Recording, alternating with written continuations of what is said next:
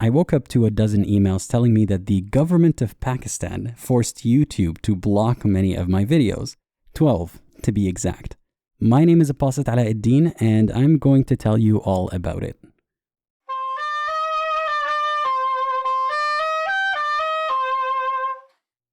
Before we begin, like and subscribe to demonstrate how counterproductive this move was.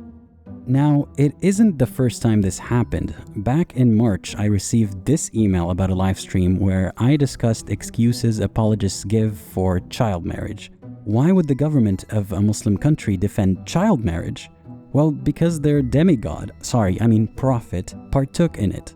And I thought, it is not a good look for them to take a pro-child marriage stance, but whatever. I had a lot on my plate at the time. And now they blocked 11 more videos. Watch till the end where I'll go over them one by one and I'll tell you where to find them, so you can stick it up to the man and watch anyway. Thank you for the algorithm boost. To be clear, this is not a political dispute. I did not criticize the government of Pakistan, nor do I comment much on governments in general, because it is not the point of this channel. I don't want state agents showing up at my door before I disappear under mysterious circumstances, then get shipped away in 30 little Amazon-sized boxes. I prefer my death threats more vigilante style, more grassroots, I suppose. Support local business. So if this isn't political, why would a government try to silence me? I think it's because government, religion, and culture are inseparable in many parts of the world. And before you scapegoat Pakistan or say that this is not what real Islam should look like, think again. In an ideal Islamic state, religion is at the core of government. And there are secular Muslims who do prefer the separation of church and state, but they are not the majority, and they have a harder time justifying their position using Islamic scripture and jurisprudence. So if Islam is in charge of policing public discourse, the actions against criticism of Islam range from shutting it down to punishment and imprisonment of the blasphemer or execution.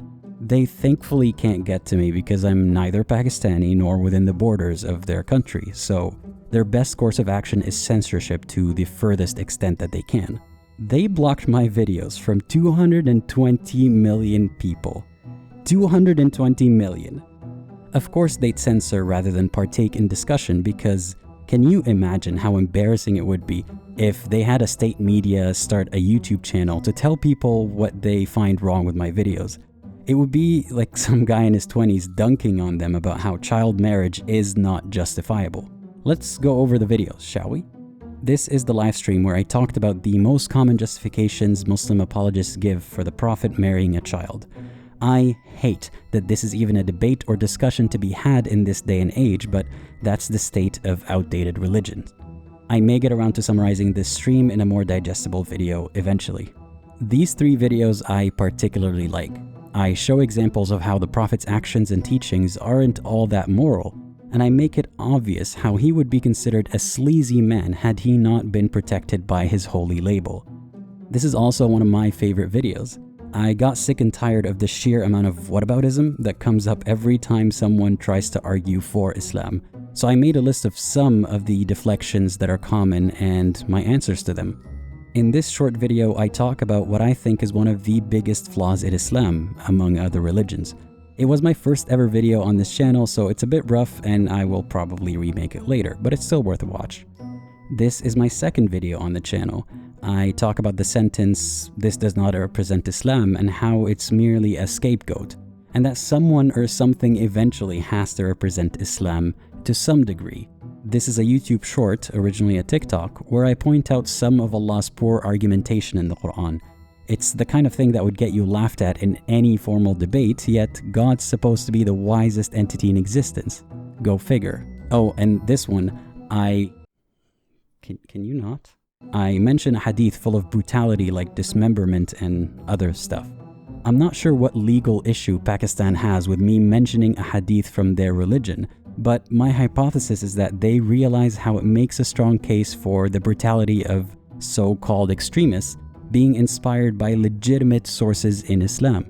If the Prophet and his companions did it, then I suppose it is real Islam. But don't tell the Pakistanis. Don't worry, I'm almost done with the list. On this stream, I invite Muslims to discuss the wife-beating verse in the Quran and correct my understanding of it if they think that I misunderstood it.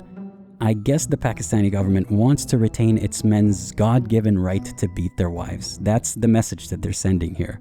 This video is also one of my favorites. Damn, I made a lot of good videos that I forgot about. I talk about a ridiculous debate that goes on between Prophet Ibrahim and the archetype of an evil atheist character.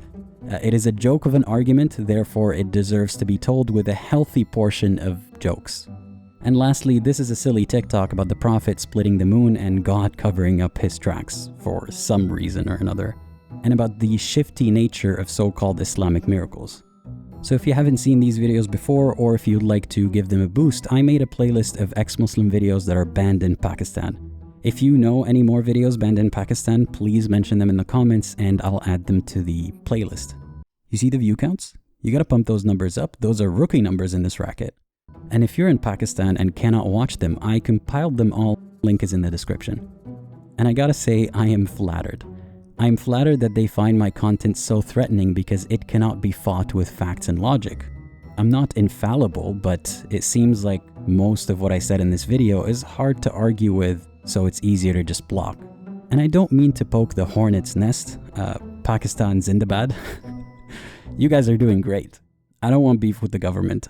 And I would like to thank whoever tattled to YouTube for the boost in reach they just gave my videos. I am sure more videos will be banned in the future, but it's not a sustainable method of controlling the narrative anymore. And let this serve as a reminder to everyone that Islam is not merely a harmless topic of discussion. It has a direct influence on the day-to-day lives of billions of people around the planet. Muslims, ex-Muslims, and many others who happen to live in Muslim countries and communities.